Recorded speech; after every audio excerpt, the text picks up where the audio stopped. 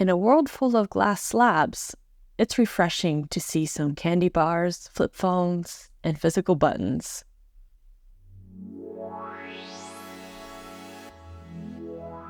I knew that I wanted to get a dumb phone.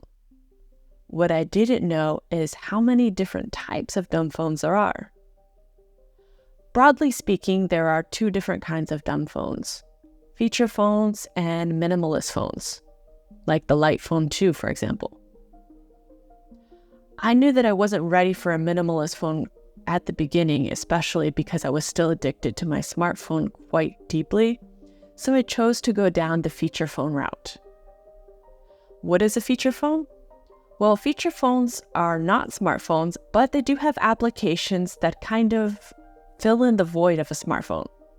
For example, some operating systems have applications such as Facebook, WhatsApp, YouTube, Google Maps. So those of you, like myself, who are switching from a smartphone into a dumb phone, this can be an easier transition, or at least I thought.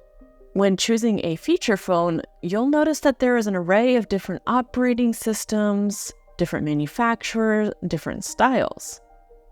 When I was choosing a style, I noticed there are two main styles: the flip phone or the candy bar. I like the flip phone, and I remember back in the day using my Motorola Razr, so I kind of went down the route of looking at different flip phones. But when I was looking at flip phones, I had to keep in mind that I am visually impaired, so certain flip phones might have too small of a screen. In fact, most of them did, and using the keys weren't quite as easy as it would be with a candy bar. Also, I had a bit of nostalgia. My first cell phone was actually a candy bar phone. I think it was a Motorola something. I don't remember the make or model, but it was quite cheap and crappy. So I went down the route of a candy bar style phone, and I narrowed my search to the classic Nokia. I chose the Nokia 6300 4G as my first transition into digital minimalism. I chose this phone because Nokia, it's a classic. I thought, it's going to be the old days when I had my Nokia when I was younger. It's going to be an easier transition. It has an operating system known as KaiOS, which was released in 2017, so I thought that it would be newer and more usable as a smartphone transition. Boy, was I wrong about that operating system. I also chose the Nokia because it had an expandable external memory, so I was able to add my music and put it into my device. This is great, except for the music player was not so great, and it crashed all the time, and it wasn't really usable, so I ended up having an MP3 player in addition to my dumb phone. I also found out that the operating system, though from 2017, feels more like 2012 or 2013 tech. I mean, KaiOS, yes, on paper it looks good. It has WhatsApp, Facebook, YouTube. But when you use these applications on a smaller screen and with not as much power and memory as a smartphone, it's really, really frustrating. I mean, to the point where I was really getting angry and I had to put down the phone, which I guess was good because I was trying to not use my phone as much. But when I really needed my phone, for example, I'm visually impaired, so I need Google Maps sometimes to see where I need to go and how to get there. The application is really not user-friendly. Also, I thought having a phone that had WhatsApp would be the ideal because that's how I communicate with my family and friends.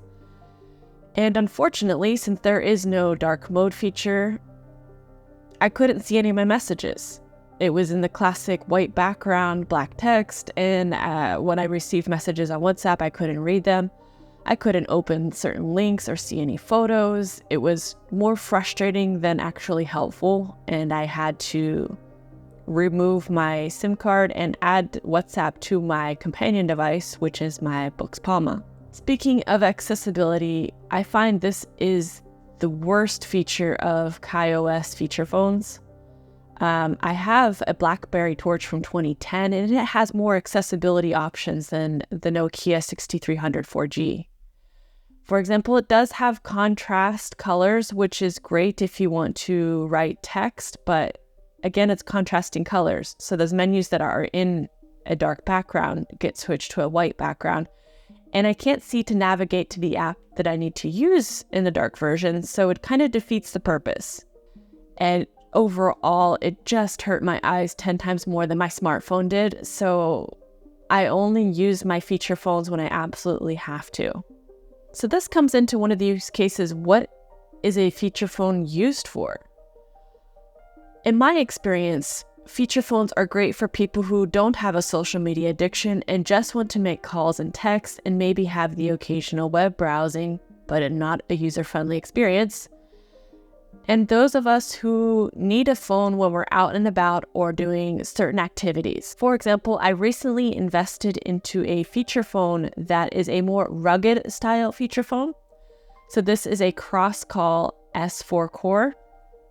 And this phone is great because it's rugged, it can fall, it's waterproof, you can wash the buttons. And this is what I use when I'm doing my mountain biking or hiking or somewhere where I'm in rugged conditions where I don't have to really think about my phone. Somewhere where I wouldn't take a smartphone, for example, because out of fear that it would break if I fall, if it rains, or anything like that. So this is kind of like my emergency device that I have on hand in case something happens. So they each have their use case scenarios, but would I use it as a daily driver 24/7? No. It's not adapted for those of us who have accessibility issues. And it's just really a frustrating device to use. Honestly, compared to a minimal phone, I would use a minimalist phone 10 times over a feature phone. They're a temporary band-aid because you do have internet access, and if you are addicted, you will find a way to look at what you want to look at, and that's the downside of feature phones for me. I think they're great once you're over the first initial detox of using a smartphone. You can go back to a feature phone and kind of manage it easier because you know the applications are not great and you're not as addicted.